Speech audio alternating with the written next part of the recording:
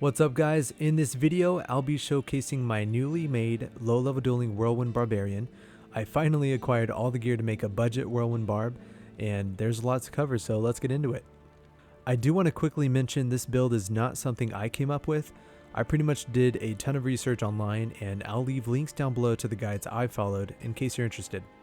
Alrighty then, we'll first dive into checking out the gear and charms I'm currently using, as this is probably the most critical section to go over first. These charms aren't perfect by any means, but hopefully it gives you a good idea on what you should be looking for while farming. Ideally, you would want the best rolls on both of these small and grand charms. However, these are extremely expensive, currently going for about 1 to 2 high runes each on Tradery, where I do all my trading.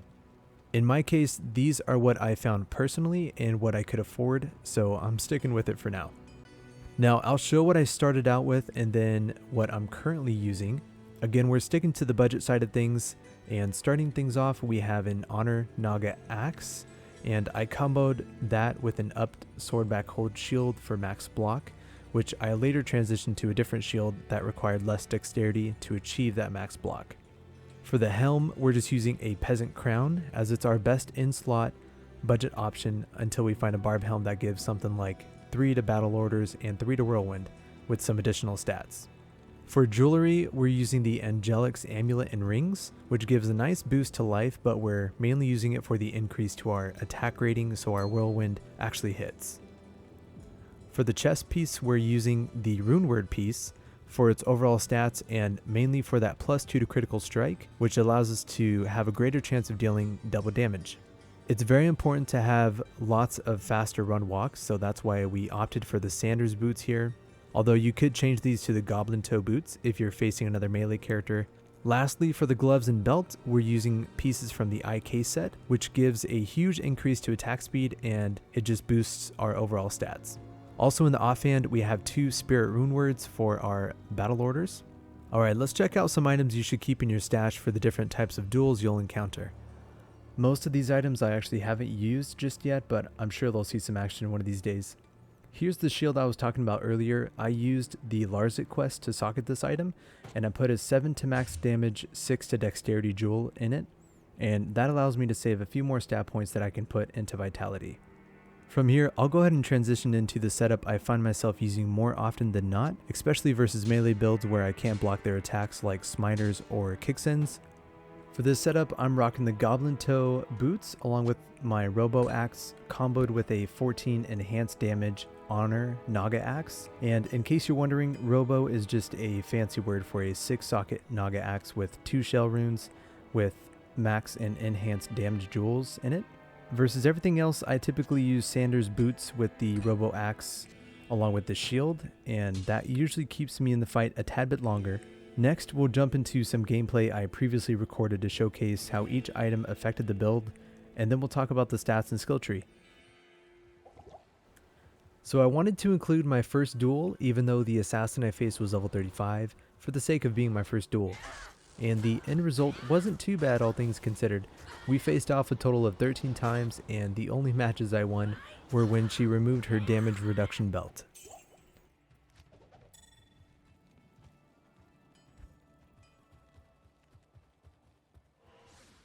This next match was against another Whirlwind Barbarian who was running a 2-handed weapon I'm assuming to be a Bone Snap Maul, and we managed to do really well against him.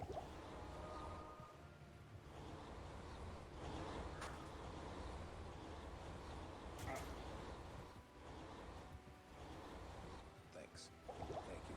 Thanks.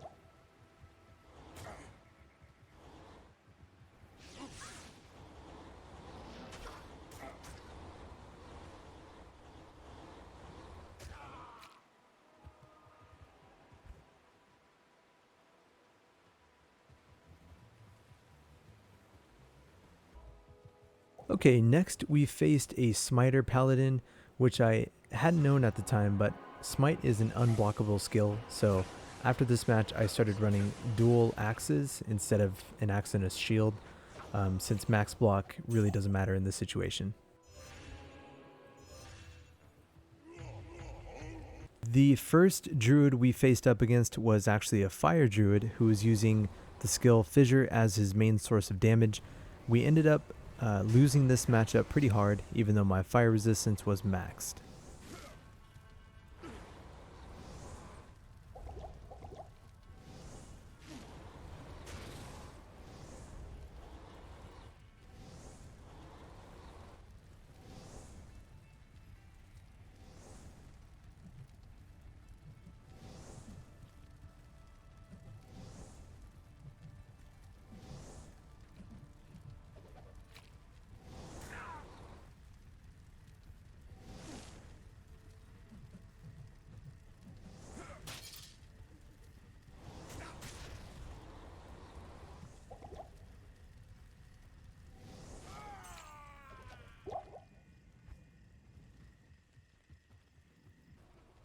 From what I read online, barbarians should have a pretty good matchup against Amazons, but this wasn't the case for me. I'm still on the hunt for an Amazon I can beat.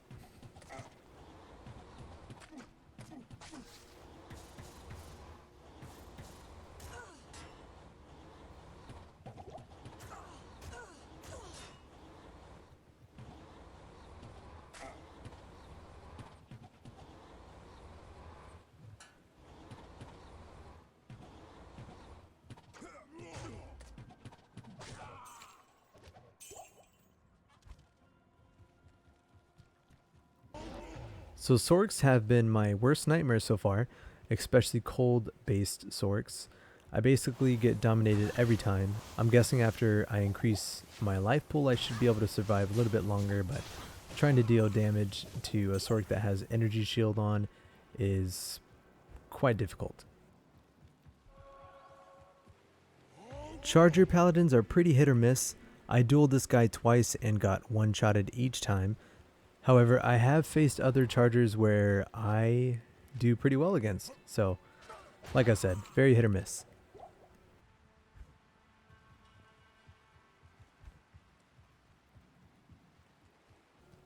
Assassins are really fun to duel against because there's a lot of back and forth, in my duels at least, where it can be anyone's game, and I always felt like I had a high chance of winning if I found an opening.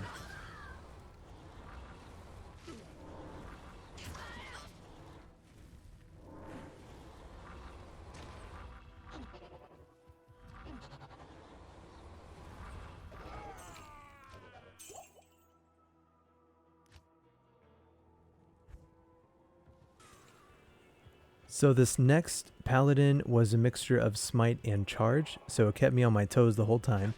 During our first encounter, I got absolutely wrecked, but after a few gear changes, I managed to win 13 out of our 32 total matches. Not too bad.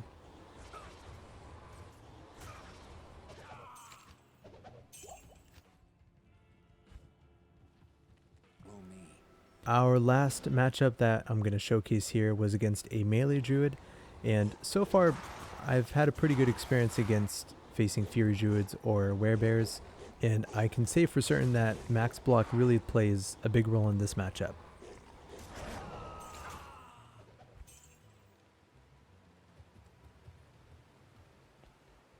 Okay, on to the stats. As most builds go, we want just enough strength to equip our gear, and you want to make sure you adjust this accordingly based on the items you plan on swapping in and out with in your stash. For dexterity, I highly recommend speccing this build for max block while you have a shield equipped at least, and the last bit of stat points remaining are going to go directly into vitality. Okay, jumping to the skill tree, assuming your character is hell rushed and you've done all the skill quests, we want 1 skill point in each prerequisite to battle orders, and then we'll max that. Since we're level 30, we can only put 7 hard points into it. From there, we'll put 1 hard point into battle command as well. And then we'll shift over to the combat masteries, where we'll max out the weapon of our choice. For me, it's going to be axes. After that, we'll put 1 point into the rest of the skills in this tree, except for increased speed. It's optional, but I recommend adding another point to increase speed for that even, plus 25 to faster run walk. Lastly, in the combat skills, we'll put 1 point into all the skills leading up to Whirlwind, and that's it.